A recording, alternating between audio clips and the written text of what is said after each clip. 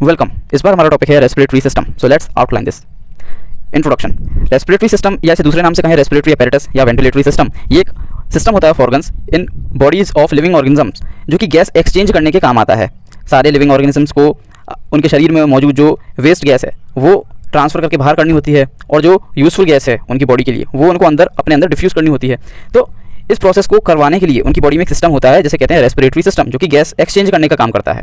Anatomy and physiology varies greatly depending on the size of the organism, the environment in which it lives and evolutionary history. यानी हर तरीके के organism में अलग तरह का रेस्पिरेटरी सिस्टम आपको मिलेगा, और वो जो डिफरेंस है उनके रेस्पिरेटरी सिस्टम में वो बेस्ड होता है ऑन द साइज, उस ऑर्गेनिज्म के साइज पर, वो कैसे एनवायरनमेंट में रहता है, और साथ ही साथ उसका जो विकास हुआ है, एवोल्यूशन हुआ है, वो किस तरह से हुआ है। तो इन सब फैक्टर्स पर बेस्ड होता है कि किसी ऑर्गेनिज्म का जो रेस्पिरेटरी सिस्टम है वो किस तरह का होगा, किस तरह काम करेगा। Respiratory surface in land animals is internalised as linings of the lungs. यानी कि जो रेस्पिरेटरी सरफेस है जहाँ पर गैस एक्सचेंज होता है वो लैंड एनिमल्स, ऐसे जीव जो कि ज़मीन पर रहना सीख गए समय के साथ, ऐसे एनिमल्स में रेस्पिरेटरी सरफेस इंटरनलाइज हो गया है, यानी कि शरीर के अंदर आ गया है in the form of linings of the lungs, यानी हमारे फेफड़ों की झिल्लियों के रूप में हमारे शरीर के अंदर आ गया है। Gas exchange in lungs occurs in millions of smaller air sacs. यानी कि बहुत छोटे छोटे पाउच होते हैं मिलियंस की संख्या में हमारे लंग्स के अंदर, जो कि असल में काम करते हैं गैस एक्सचेंज करने का। इन मैमल्स एंड रेप्टाइल्स, यानी स्तनधारी और रेंगने वाले जीवों में, सरीसृपों में, दीज कॉल्ड अल्वियोलीज, ये जो छोटे छोटे सेक्स हैं जो कि गैस एक्सचेंज का काम करते हैं हमारे लंग्स के अंदर, इनको कहते हैं अल्वियोली। और बर्ड्स में इन्हीं को कहते हैं atria. These microscopic air sacs have a very rich blood supply. ये जो छोटे छोटे मिलियंस की संख्या में एयर सेक्स हैं, इनमें बहुत ही रिच ब्लड की सप्लाई होती है कैपिलरीज के माध्यम से, और इसी वजह से उनमें गैस एक्सचेंज की जो प्रक्रिया है वो संभव हो पाती है, क्योंकि वो खून को और गैस को बहुत ही क्लोज कॉन्टैक्ट में ले आते हैं, जिसकी वजह से खून में गैस का ट्रांसफर भी हो जाता है और डिफ्यूजन भी हो जाता है, यानी वेस्टफुल गैस बाहर आ जाती है और यूजफुल गैस खून के अंदर चली जाती है। These air sacs communicate with external environment via system of Airways. यानी ये जो एयर सैक्स हैं, जो छोटे छोटे पाउच हैं, ये बाहरी एनवायरनमेंट के साथ किस तरह कम्युनिकेट करते हैं, वाया सिस्टम ऑफ एयरवेज, यानी एयर पैसेज के लिए रास्ते बने हुए हैं हमारे शरीर में, उनके थ्रू ये बाहरी एनवायरनमेंट से कम्युनिकेट करते हैं, यानी कि एयर को बाहर भेजते हैं और अंदर लेते हैं। या फिर इन रास्तों को हम कहें हॉलो ट्यूब्स, क्योंकि ये हॉलो ट्यूब्स की तरह जान पड़ते हैं। और इनमें से जो सबसे बड़ा हॉलो ट्यूब है वो है trachea. Trachea branches in the middle of chest into two main bronchi. Trachea जो है ये चेस्ट के मिडल सेक्शन में आकर दो ब्रांचेस में टूट जाता है, जिनको कहते हैं हम ब्रोंकाई।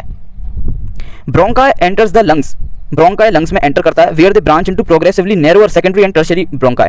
तो सबसे पहले ट्रैकिया होता है एक मेन पाइप जैसा, उसके बाद वो दो ब्रांचेस में टूटता है, उन दो ब्रांचेस को हम कहते हैं ब्रोंकाई। ब्रोंकाई फिर लंग्स में जैसे ही जाता है तो वो और छोटी ब्रांचेस में और बाइफरकेट होने लगता है, टूटने लगता है, और एक रूट सिस्टम जैसा बना लेता है। तो वो जो छोटे छोटे रूट जैसे ब्रांचेस हैं उनको हम कहते हैं सेकेंडरी एंड टर्शियरी ब्रोंकाई।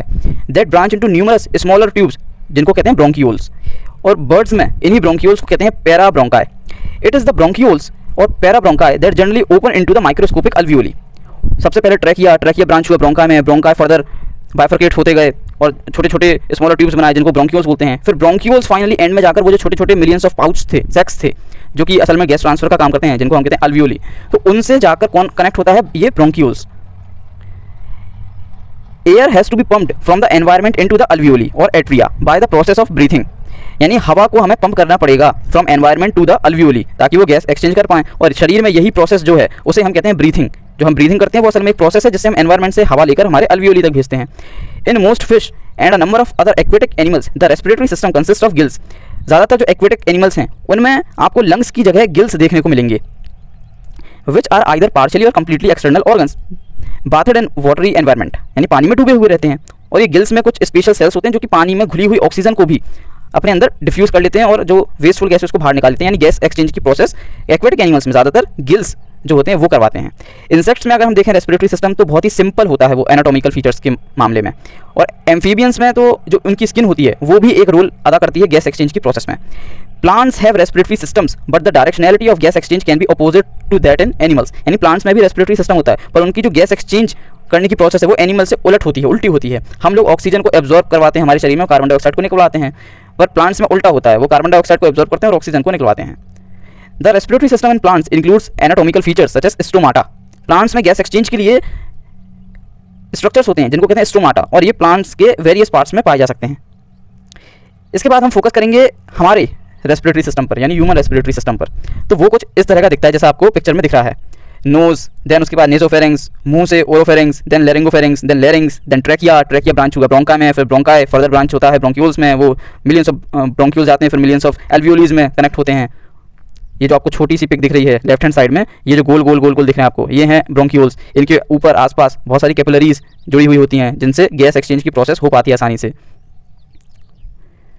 तो आइए हम हमारे रेस्पिरेटरी सिस्टम के बारे में फोकस करते हैं। To study respiratory system anatomically we refer to it as respiratory tract. यानी जब हम एनाटॉमिकली पढ़ते हैं, उसके स्ट्रक्चर को पढ़ते हैं, तो हम रेस्पिरेटरी सिस्टम को बोलते हैं एज रेस्पिरेटरी ट्रैक्ट। और इस ट्रैक्ट को हम दो मेन पार्ट्स में बांटते हैं, upper tract and lower tract. Upper respiratory tract में nose, nasal cavities, sinuses, pharynx and the part of the larynx above the vocal cords, ये आता है। इसके बाद लोअर रेस्पिरेटरी ट्रैक्ट में lower part of larynx, the trachea, bronchi, bronchioles and alveoli, ये आते हैं। Branching airways of lower tract are often described as respiratory tree और ट्रैकियोब्रोंकियल ट्री। यानी जो लोअर ट्रैक्ट में जो ब्रांचिंग होती है फर्दर ब्रोंकाई की, उसको हम जनरली एक टर्म देते हैं रेस्पिरेटरी ट्री, क्योंकि वो एक ट्री की तरह दिखता है, बहुत सारी ब्रांचेस में टूट जाता है ब्रोंक्यूल्स लंग्स के अंदर। Intervals between successive branch points along the various branches of tree are often refer to as branching generation. यानी कि दो ब्रांचिंग के बीच का जो डिस्टेंस है उसे हम कहते हैं ब्रांचिंग जनरेशन। और अडल्ट ह्यूमन में ज़्यादातर आपको दिखेगा कि 23 सच जनरेशन्स होते हैं, और उन 23 जनरेशन में से जो 0 से लेकर 16 जनरेशन तक है, जो कि कवर करता है हमारा ट्रैकिया, ब्रोंकाई, ब्रोंक्यूल्स, ये काम करता है एयर कंड्यूट का, यानी कि हवा को बस लाने ले जाने का। और जो असल में गैस एक्सचेंज की प्रोसेस है वो जनरेशन 17 और 23 वाले जो ब्रांचेस हैं उनमें देखने को मिलती है। इसके बाद हमारा जो रेस्पिरेटरी सिस्टम है उसमें मेन जो पार्ट्स हैं वो कुछ इस तरह हैं: nose and nasal cavity, sinuses, mouth, throat जिसे फेरिंग्स कहते हैं, वॉइस बॉक्स जो लेरिंग्स कहा जाता है, विंड पाइप जिसे ट्रैकिया कहते हैं, डायफ्राम, लंग्स, ब्रोंकियल ट्यूब्स या ब्रोंकाई, ब्रोंक्यूल्स, एयर सैक्स जिनको अल्वियोली कहते हैं, एंड कैपिलरीज। सो ये मेन पार्ट्स हैं जो आपका रेस्पिरेटरी सिस्टम बनाते हैं मिलकर। सो आइए हम इन पार्ट्स को एक एक करके जानते हैं। सबसे पहले nose and nasal cavity. Nose and nasal cavities provide airways for respiration, यानी कि ये हवा के आने जाने का रास्ता प्रदान करती है। The nasal cavities are chambers of the internal nose in front of the nostrils or nares, create openings to the outside world. Air is inhaled through the nostrils and warmed as it moves further into the nasal cavity.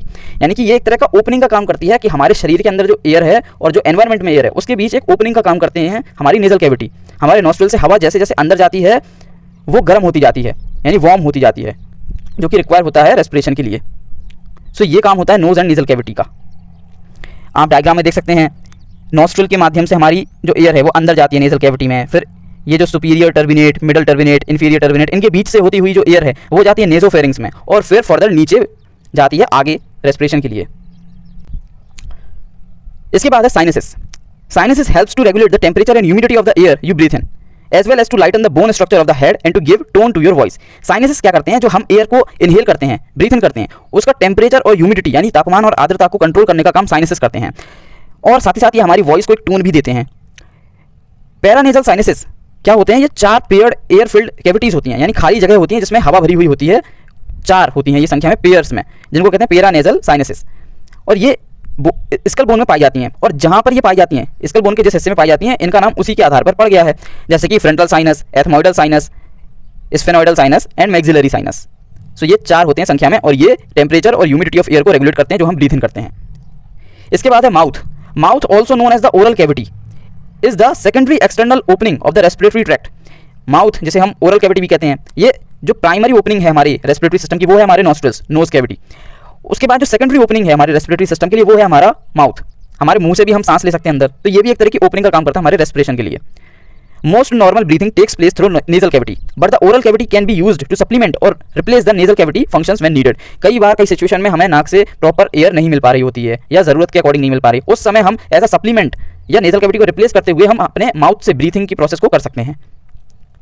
इसके बाद है throat, pharynx. Pharynx helps the respiratory system by allowing air to make its way to the respiratory tract, यानी pharynx मदद करता है respiratory system की by allowing air, ताकि air जो है वो आराम से जा सके नीचे रेस्पिरेटरी ट्रैक्ट में, एक तरह से रास्ते का काम करता है। The pharynx is a 5 inch long tube. Pharynx एक 5 इंच लॉन्ग ट्यूब टाइप का स्ट्रक्चर होता है that starts near our nose, जो कि हमारे नोज के पास से शुरू होता है और विंड पाइप पर खत्म होता है। Having a moist lining with a mucus rich barrier allows us both to breathe and our food to travel safely through our canal without damaging our sensitive tissues. यानी फेरिंग्स में moist environment होता है और साथ ही साथ mucus की एक rich barrier layer भी होती है, जिसकी मदद से क्या होता है कि जो अनवांटेड चीज़ें हैं वो वहीं पर रोक दी जाती हैं और एयर और फूड जो है वो सेफली ट्रेवल कर पाता है आगे के रास्ते पर। आप पिक्चर में देख सकते हैं नेजोफेरिंग्स, ओरोफेरिंग्स, लेरिंगोफेरिंग्स, ये 3 पार्ट्स होते हैं फेरिंग्स के। इसके बाद है voice box, larynx. Larynx also called voice box, a hollow tubular structure connected to the top of the wind pipe. ये एक हॉलो ट्यूबुलर स्ट्रक्चर होता है जो कि विंड पाइप के ऊपर कनेक्ट होता है, जैसे कहते हैं trachea. Air passes through the larynx on its way to the lungs. The larynx also produces vocal sounds and prevents the passage of food and other foreign particles into the lower respiratory tract. It allows air to pass into the lungs while blocking food and drink from entering there. यानी कि ये हवा को तो अंदर जाने देता है, पर जो खाना और ड्रिंक है इसकी जो एंट्री है वो ब्लॉक कर देता है हमारे लंग्स के रास्ते में। तो ये काम होता है हमारे लेरिंग्स का। आप पिक्चर में देख सकते हैं लेरिंग्स में भी supraglottis, then vocal cord, then glottis and then subglottis आते हैं। ये सब मिलकर बनाते हैं लेरिंग्स को। लेरिंग्स के बाद शुरू होता है ट्रैकिया। सो अगला है विंड पाइप, जैसे कहते हैं trachea. Trachea also known as the wind pipe, इसको विंड पाइप के नाम से भी जानते हैं। इज अ ट्यूब जो कि 4 इंच लंबी होती है and less than an inch in diameter, और इसका डायमीटर 1 इंच से भी कम होता है। Trachea begins just under the larynx, यानी वॉइस बॉक्स के जस्ट नीचे से ये शुरू होती है और हमारे ब्रेस्ट बोन यानी स्टर्नम तक जाती है। Trachea then divides into 2 smaller tubes. Trachea आगे जाकर 2 स्मॉलर ट्यूब्स में टूट जाती है, जिन्हें हम कहते हैं bronchi. 1 bronchus for each lung, यानी 2 ब्रोंकाई में टूटी और हर लंग के लिए 1 ब्रोंकाई होता है। Trachea is composed of 20 rings of tough cartilage. Trachea जो है ये 20 रिंग्स से मिलकर बनता है of tough cartilage. Back part of each ring is made of muscle and connective tissue. Moist smooth tissue called mucosa lines the inside of trachea. यानी trachea का जो अंदरूनी सतह है इसको कवर करता है म्यूकोसा, जो कि एक मॉइस्ट टिश्यू होता है। Trachea widens and lengthens slightly with each breath in, returning to its resting size with each breath out. यानी कि जैसे ही हम सांस लेते हैं तो ट्रैकिया थोड़ा खिंच जाता है, अपनी लंबाई बढ़ा देता है, और जैसे ही हम हवा को रिलीज आउट करते हैं, ब्रीथ आउट करते हैं, वैसे ही अपनी ओरिजिनल साइज में वापस आ जाता है। The trachea's primary purpose is to transport air to the and from the lungs. Trachea का मेन काम है हवा को लंग्स तक ले जाना और लंग्स से आ रही हवा को बाहर तक ला पाना। इसके बाद है diaphragm. Diaphragm is the primary muscle used in respiration. ये मेन मसल है जो कि रेस्पिरेशन के लिए यूज की जाती है हमारे बॉडी में। Diaphragm is a thin skeletal muscle. ये एक थिन स्केलेटल मसल होती है that seats at the base of the chest and separates the abdomen from the chest. यानी कि ये कहाँ पर होती है? At the base of the chest, chest के नीचे, एंड एब्डोमेन के ऊपर, यानी चेस्ट और एब्डोमेन को ये अलग करती है। This dome shaped muscle is located just below the lungs and heart. Lungs और हार्ट के जस्ट बिलो ये पाई जाती है। Upon inhalation the diaphragm contracts. जैसे ही हम इनहेल करते हैं एयर को तो ये कॉन्ट्रैक्ट करता है, नीचे की ओर जाता है, and flattens and the chest cavity enlarges, ताकि हमारी जो चेस्ट कैविटी है वो फूल के बड़ी हो सके साइज में और ज़्यादा हवा आ सके अंदर। This contraction creates a vacuum, और इस कॉन्ट्रैक्शन की वजह से लंग्स में एक वैक्यूम बनता है जो कि ज़्यादा हवा को अंदर खींचता है बाहर से, which pulls air into the lungs. Upon exhalation the diaphragm relaxes. Exhale करते समय डायफ्राम रिलैक्स होता है और ऊपर की तरफ वापस आता है और लंग्स से जो हवा है अंदर उसको बाहर की तरफ ढकेलता है, and return to its dome like shape and air is forced out of the lungs. तो ये काम होता है डायफ्राम का। आप पिक्चर में देख सकते हैं दोनों लंग्स हैं और उसके नीचे ये जो आपको प्लेट लाइक एक लाइन लाइक मसल दिख रही है आपको, ये है डायफ्राम। इसके बाद है lungs. This spongy pinkish organ looks like 2 upside down cones in your chest. यानी कि ये जो स्पंजी पिंकिश सा ऑर्गन है जो आपको दिखने में लगेगा, जो कि उल्टे रखे हुए कोन्स की तरह दिखता है इन your chest. The right lung is made up of 3 lobes. हमारा जो राइट साइड का लंग होता है उसमें 3 लोब होते हैं। लंग्स को हम कैटेगराइज कर सकते हैं लोब्स में, उनके अलग अलग पार्ट्स में, जिनको कहते हैं लोब्स। तो जो हमारा राइट साइड का लंग है उसमें 3 लोब्स होते हैं, और जो लेफ्ट साइड का लंग है उसमें खाली 2 लोब्स होते हैं, क्योंकि उसको आपके हार्ट के लिए भी जगह छोड़नी थी, इसलिए उसमें सिर्फ 2 लोब्स होते हैं, और जो राइट साइड का उसमें 3 लोब होते हैं। Lungs begin at the bottom of your trachea. Lungs हमारे ट्रैकिया के बॉटम पार्ट से शुरू होते हैं। Each lung has a tube called a bronchus. जो ट्रैकिया आ रहा था फिर वो 2 ब्रोंकाई जो ब्रोंकाई हैं उनमें टूट गया। ट्रैकिया के बाद जो ब्रोंकाई था वो 2 ब्रांचेस में टूटा, और हर लंग्स में एक ब्रांच जाती है, तो वो जो एक ब्रांच है उसे कहते हैं ब्रोंकस। तो हर लंग के लिए एक ब्रोंकस होता है that connects to trachea. The trachea and bronchi airways form an upside down Y in your chest. यानी कि ट्रैकिया और ब्रोंकाई जो हैं ये हमारे चेस्ट में एक उल्टा वाई जैसा शेप बनाते हैं, जिसे ऑफन हम बोल देते हैं bronchial tree. Bronchi branch of into smaller bronchi and even smaller tubes called bronchioles like the branches of a tree. These tiny tubes stretch out into every part of your lungs. Each of bronchiole tube ends with a cluster of small air sacs, जिन्हें कहते हैं alveoli. Alveoli gives your lungs a surprising amount of surface area. तो सबसे पहले trachea, then bronchi. Bronchi टूटा 2 branches में, जिन्हें कहते हैं ब्रोंकस। हर लंग्स में एक ब्रोंकस जाता है। देन ये ब्रोंकस फर्दर ब्रांचिंग करता है छोटे छोटे सेकेंडरी और टर्शियरी ब्रोंकाई में, एंड देन वो छोटे छोटे ब्रांचेस जो हैं वो जाकर मिलते हैं छोटे छोटे एयर सेक्स से, जिन्हें कहते हैं हम अल्वियोली। ये जो अल्वियोली हैं ये मिलियंस की संख्या में इसलिए हैं हमारी बॉडी में, ताकि जो सरफेस एरिया है for the transfer of air वो बढ़ सके। और हमारे शरीर में लगभग 30,000 ब्रोंक्यूल्स पाए जाते हैं हर लंग्स में, और there are around 600 million alveoli हमारे शरीर में। जो कि सरप्राइजिंगली इतना सरफेस एरिया हमारे लंग्स में क्रिएट कर देते हैं जो कि कंपेरेबल है एक टेनिस कोर्ट से। इसके बाद है ब्रोंकियल ट्यूब्स, जिन्हें कहते हैं bronchi. Bronchi are the main passageway into the lungs. Primary bronchi are located in the upper portion of the lungs with secondary bronchi near the centre of the lungs. Tertiary bronchi are located near the bottom of these organs just above the bronchioles. No gas exchanges occur in any part of bronchi. यानी bronchi में कोई भी air का जो exchange है वो नहीं होता है, गैस का एक्सचेंज नहीं होता है ब्रोंकाई में। इसके बाद है bronchioles. Bronchioles are air passages inside the lungs that branch off like tree limbs from the bronchi. The two main air passages into which air flows from the trachea after being inhaled through the nose and mouth. The bronchioles deliver air to tiny sacs called alveoli, where oxygen and carbon dioxide are exchanged. The bronchi become smaller the closer they get to the lungs tissues and then considered bronchioles. These passageways then evolve into tiny air sacs called alveoli. तो ये देखिए, सबसे पहले bronchiole आ रहा है, then वो further branch होता है टर्मिनल ब्रोंक्यूल्स में, देन ये टर्मिनल ब्रोंक्यूल्स जाकर किससे मिलते हैं, हमारे छोटे छोटे एयर सैक्स से, जिन्हें हम कहते हैं अल्वियोली। आप पिक्चर में जैसा कि देख पा रहे हैं। इसके बाद है alveoli. Alveoli are where the lungs and blood exchange oxygen and carbon dioxide during the process of breathing in and breathing out. Oxygen breathed in from the air passes through the alveoli and into the blood and travels to the tissues throughout the body. Alveoli are tiny air sacs in your lungs, यानी छोटे छोटे air के pouches होते हैं हमारे lungs में, that take up the oxygen you breathe in and keep your body going. Although they are microscopic, alveoli are the workhorses of your respiratory system. यानी जो मेन घोड़े का काम कर रहा है हमारे रेस्पिरेशन में वो है alveoli.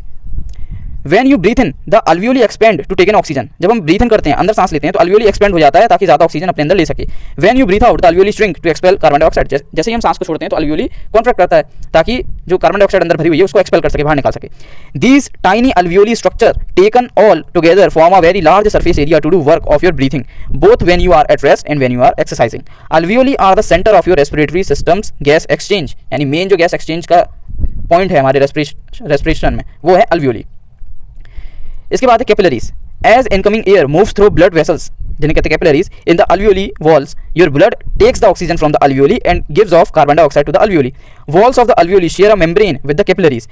That's how close they are. यानी alveoli और कैपिलरीज के बीच में बस एक मेम्ब्रेन होती है, पतली सी मेम्ब्रेन, इतना पास होते हैं दोनों, और इसलिए जब कैपिलरीज में से खून बहता है तो जो हमारे हीमोग्लोबिन के पार्टिकल्स हैं वो अल्वियोली में मौजूद जो ऑक्सीजन है उसके साथ बाइंड हो जाते हैं. ऑक्सीजन ट्रांसफर होकर कैपिलरीज में चली जाती है और हीमोग्लोबिन के साथ बाउंड हो जाती है, और वहीं पर जो कार्बन डाइऑक्साइड है वो वापस अल्वियोली में आ जाती है. इस तरह से गैस ट्रांसफर हो जाता है हमारे अल्वियोली वाले पार्ट में, जो कि अल्वियोली और जो हमारी कैपिलरीज हैं उनके बीच बहुत कम डिस्टेंस होता है, बहुत कम गैप होता है. This lets oxygen and carbon dioxide diffuse or move freely between the respiratory system and the blood stream. Oxygen molecules attach to red blood cells which travel back to the heart. So ये हमने सारे के सारे parts पढ़ लिए हमारे respiratory system को जो मिलकर बनाते हैं. अब इसके बाद हम देखते हैं कि हाउ डू वी ब्रीथ. एक ओवरव्यू हो जाएगा जो हमने अब तक पढ़ा है. Breathing starts when you inhale air into your nose और माउथ. यानी ब्रीथिंग शुरू होती है जब हम इनहेल करते हैं एयर को हमारे नोज या माउथ से. It travels down the back of your throat, और ये अंदर ली हुई हवा बैक ऑफ द थ्रोट से नीचे की ओर जाती है into your wind pipe which is divided into air passages called bronchial tubes. और फर्दर ये जो विंड पाइप है ये ब्रांच हो जाता है जिसमें हम कहते हैं bronchial tubes. For your lungs to perform their best these airways need to be open. They should be free from inflammation or swelling and extra mucus. ये जो एयर पैसेजेस हैं इनमें इन्फ्लामेशन नहीं होनी चाहिए, स्वेलिंग नहीं होनी चाहिए और एक्स्ट्रा म्यूकस नहीं होना चाहिए, तभी हमारे लंग्स सही मात्रा में ऑक्सीजन का जो हमारे शरीर में एब्जॉर्प्शन है वो करवा पाएंगे. As the bronchial tubes pass through your lungs, जैसे ही ब्रोंकियल ट्यूब्स हमारे लंग्स से पास थ्रू होते हैं, they divide into smaller air passages called bronchioles. The bronchioles end in tiny balloon like air sacs, जिन्हें कहते हैं हम alveoli. The alveoli are surrounded by mesh of tiny blood vessels, जिन्हें कहते हैं capillaries. Here oxygen from inhaled air passes into your blood. After absorbing oxygen, blood goes to your heart.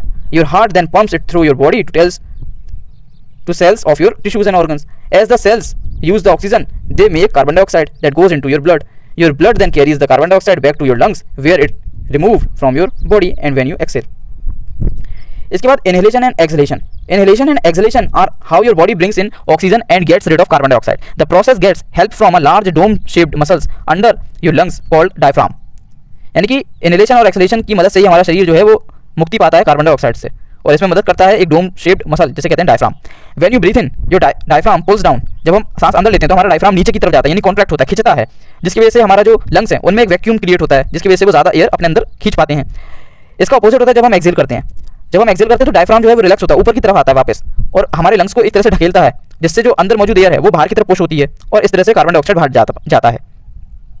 इसके बाद how respiratory system cleans the air. Respiratory system हमारा जो हवा हम लेते हैं अंदर उसको क्लीन कैसे रखता है. Your respiratory system has built in methods to keep harmful things away from the entering of the lungs. यानी हमारे रेस्पिरेटरी सिस्टम में इनबिल्ट ऐसी चीज़ें हैं जो कि हार्मफुल चीज़ों को लंग्स तक पहुंचने नहीं देती हैं। Hairs in your nose help filter out large particles. हमारी नाक के अंदर जो बाल मौजूद होते हैं वो लार्ज पार्टिकल्स जो हैं उनको अंदर जाने से रोक देते हैं। Tiny hairs called cilia along your air passages move in sweeping motion to keep the passages clean. और हमारे जो एयर पैसेजेस हैं अंदर ट्रैकिया विंड पाइप, उनमें छोटे छोटे बहुत ही बारीक से सिलिया पाए जाते हैं, यानी कि टाइनी हेयर्स, जो कि एक सिंक्रोनाइज वे में हिलते रहते हैं और जो फॉरेन पार्टिकल्स अंदर चले जाते हैं उनको म्यूकस में फंसाकर बाहर की तरफ भेजते जाते हैं। But if you breathe in harmful things like cigarette smoke the cilia can stop working. पर अगर आप सिगरेट स्मोकिंग करते हैं तो आपके सिलिया का ये जो सिंक्रोनाइज्ड मूवमेंट होता है, जो अनवांटेड चीज़ों को बाहर की तरफ फेंकता है, वो रुक सकता है। This can lead to health problems like bronchitis, और इससे बीमारियां हो सकती हैं जैसे कि bronchitis. Cells in your trachea and bronchial tubes make mucus that keeps air passages moist and helps keep things like dust bacteria and viruses and allergy causing things out of your lungs. हमारा जो trachea और bronchial tubes हैं ये mucus भी बनाते हैं, जो कि जो बाहर से आई हुई अनवांटेड चीज़ें हैं, बैक्टीरिया वायरस या एलर्जी कॉजिंग थिंग्स, उनको अपने आप में फंसा लेता है और फंसाने के बाद फिर सिलिया उनको सिंक्रोनाइज मूवमेंट करके बाहर की तरफ ढकेल देते हैं। Mucus can bring up things that reach deeper into your lungs, you then cough out और swallow them। म्यूकस ये जो अनवांटेड चीज़ें हैं इनको अपने फंसा लेता है और फिर इस म्यूकस को या तो वो सिलिया के मूवमेंट से ऊपर ले जाया जाता है या नीचे लाया जाता है। तो या तो हम इसको कफ आउट कर देते हैं, यानी खांस के थूक कर निकाल देते हैं, या फिर swallow in कर लेते हैं, तो हमारे पेट में जाके एसिड जो है फिर वो काम कर देता है इस पर। यहाँ पिक्चर में देख सकते हैं कि ये जो क्लीनिंग का जो सिस्टम है हमारे एयर पैसेज में, ये किस तरह काम करता है। हमारे लंग्स में, विंड पाइप में ये जो छोटी छोटी सिलियाँ हैं ये आप देख सकते हैं फोटो में, और ये जो राइट हैंड साइड पे पिक है इसमें आप देखिए सबसे पहले एक ये जो ब्लैक कलर का पार्टिकल है ये मान लीजिए आ जाता है हमारे विंड पैसेज में। इसके बाद ये नीचे चला जाता है थोड़ा, फिर सिलियास को इन्फॉर्मेशन मिल जाती है कि यार ये फॉरेन पार्टिकल है, तो वो फिर मूवमेंट करके इसको ऊपर की तरफ लाते हैं। फिर म्यूकस को लाया जाता है, म्यूकस इसको अपने आप में फंसा लेता है, सरफेस पर लाता है इसको। फिर मैक्रोफेज आते हैं, मैक्रोफेज इसको आकर घेर लेते हैं और फिर ये म्यूकस में फंस जाते हैं और फिर सिलिया सिंक्रोनाइज मूवमेंट करते हैं, इसको या तो नीचे भेजते हैं पेट की तरफ या फिर ऊपर की तरफ भेजते हैं, और फिर या तो हम इसको थूक के बाहर निकाल लेते हैं या ये हमारे पेट में जाता है, फिर एसिड इसको डाइजेस्ट कर जाता है।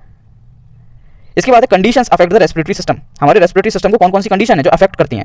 पहला है allergies, inhaling proteins such as dust, moulds and pollens can cause respiratory allergies in some people. These proteins can cause inflammation in your airways. इसके बाद asthma, a chronic long term disorder, asthma causes inflammation in the airways that can make breathing difficult. इसके बाद infection, infections can lead to pneumonia, inflammation of the lungs और bronchitis, inflammation of the bronchial tubes. Common respiratory infections include the flu, influenza और a cold. इसके बाद disease, respiratory disorders including the lung cancer and chronic obstructive pulmonary disease COPD. These illnesses can harm the respiratory system's ability to deliver oxygen throughout the body and filter out the waste gases. इसके बाद aging, lung capacity decreases as you get older.